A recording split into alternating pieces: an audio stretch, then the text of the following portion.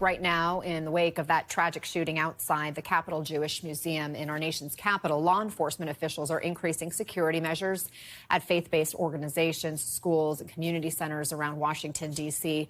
Local law enforcement also partnering with the FBI as they investigate the suspect's movements prior to the deadly shooting of these two Israeli embassy workers.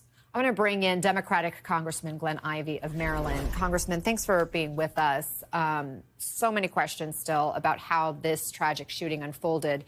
You're a former federal prosecutor and state's attorney in Maryland. The suspect had reportedly confessed to the crime. So what comes next? And do you see any hurdles for prosecutors here? Well, I won't say that there are no hurdles for prosecutors, but this lines up as an extremely strong case. You've got a confession that's entirely supported by the circumstantial evidence that's been collected so far, to the best of my knowledge. And the only defense I could see them going with would be some sort of mental incapacitation. But that's undermined because it looks that he clearly planned this out in advance. And confessed afterwards, so that it's clear that he knew that what he had done was wrong.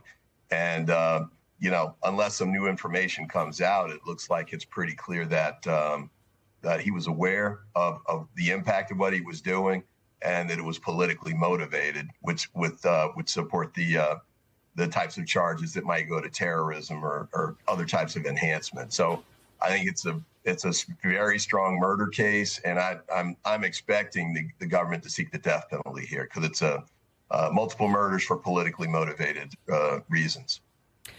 So much to discuss. So I do want to pivot now to the continuing escalation between the Trump administration and Harvard University. We just were reporting in our last block about how DHS is now revoking Harvard's ability to enroll international students. Is this action legal? No, I think it's clearly unconstitutional. I think it's clearly retaliatory. This is sort of step two in the Trump administration's effort to force Harvard to bend the knee in some way or another. And the argument this is about, protecting Jewish students on campus, I think is belied by the expansive attack that they're taking, sort of preventing any of these international students from attending Harvard would address the concern that they're saying is motivating their actions. And Secretary Noem's statement, I think, clearly circumvents any sort of argument that, or undermines any kind of argument that there's some sort of rational basis for this other than retaliatory action. So it's a significant economic impact for Harvard, since a quarter of the students are international students, and many of them pay, so to speak, full load to go. So I think the effort to get a temporary restraining order will be significant. And apparently graduation's right around the corner. So forcing these students to leave so they can't attend their own graduations, I think is ridiculous. It just doesn't make any sense. It sounds cruel, and there are broader impacts. Other countries would gladly welcome these students and their brain power and their talent. We're already seeing outreach from Hong Kong's University of Technology and Science, for example, saying that the university will provide unconditional offers, streamlined admission procedures, and academic support to facilitate a seamless transition for interested students. Does that offer show just how valuable these students are and the potential loss for the U.S.? I think so. And this connects up with other things that the Trump administration has done to essentially force talent out of the United States and potentially science and tech talent at a time when we need it here the most. I mean, we're competing with China, especially with respect to major issues like developments of AI, quantum computing, cybersecurity. All of that, a lot of the talent that comes into the United States focuses on science and technology, innovation and research. Forcing them out of the country makes no sense. And it also undermines the soft power that we have as generally speaking, as the United States, but Harvard in particular has had decades of international students coming here, getting an education, going back to their countries and establishing relationships that are useful to the United States in foreign policy and international trade and the like. So it's damaging to the country in multiple respects, and certainly isn't it, damaging to Harvard if this is allowed to go through.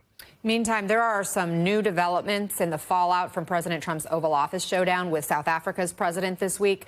Apparently, it turns out some video and images that were shown in that meeting weren't what the president said they were, according to Reuters. They're reporting that the president showed a screenshot of Reuters video taken in the Democratic Republic of Congo as part of what he falsely presented as evidence of mass killings of white South Africans. There was also some video of white crosses that the president misrepresented.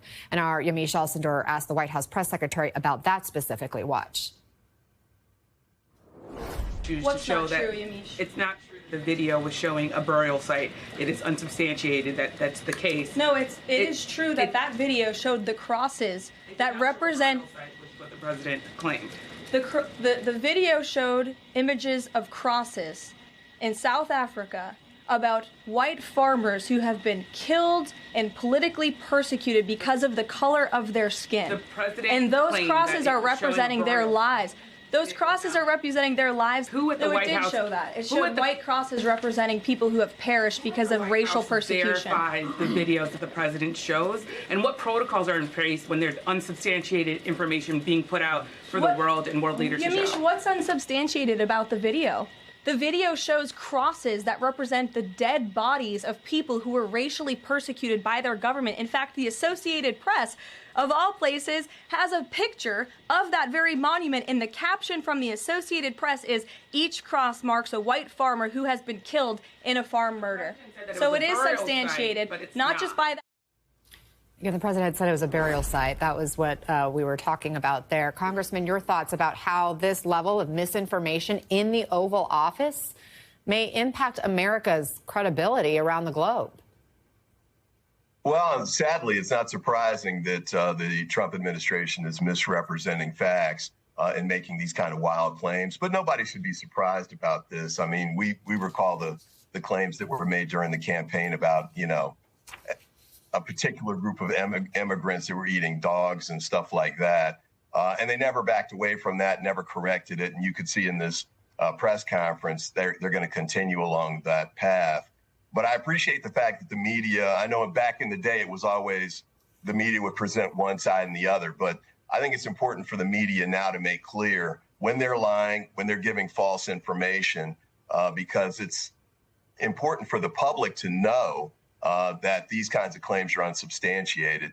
And, the stuff about white genocide in South Africa has never been sustained anyway, which I guess is why they had to go fabricate evidence. But they do this across the board. They're doing it in the deportation cases as well. And I think we just have to hold them accountable and let the public know that it's false and they're lying and they're trying to mislead you intentionally. We follow the facts no matter where they lead. You mentioned deportation cases quickly before I let you go. I know you're headed to El Salvador this afternoon in hopes to speak with one of your constituents, Kilmar Abrego Garcia, who's been, of course, held by authorities there since mid-March at the direction of the Trump administration. Walk us through what you're hoping to learn from this trip, and have you been able to confirm that you'll actually be able to visit with Mr. Abrego Garcia? Well, I don't know what's going to happen when I get down there, but, we're going to go and try and make things move forward one way or the other. I do want to see him and do sort of a wellness check, so to speak. But the larger point, I think, is the Trump administration could bring him back, with the stroke of a pen or a single phone call. And the Supreme Court has ordered them to do it. The lower courts have ordered them to do it, and they're refusing to do it. They're dragging their feet on it, I think, in part because they've been lying about the facts around his case.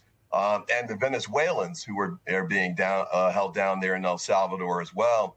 The Cato Institute, no less, put out a report saying that there are about 50 of them that are being held there who were in the United States illegally, so they were deported illegally. They committed no crimes in the United States, El Salvador, or Venezuela, yet they're still being held in that El Salvadorian gulag of a prison down there. So, we have to keep the pressure on the Trump administration. They can correct this when they want to, and we need them to comply with the court orders for basic constitutional and separation of powers reasons. Congressman Glenn Ivey, thank you for joining us. We appreciate your time today.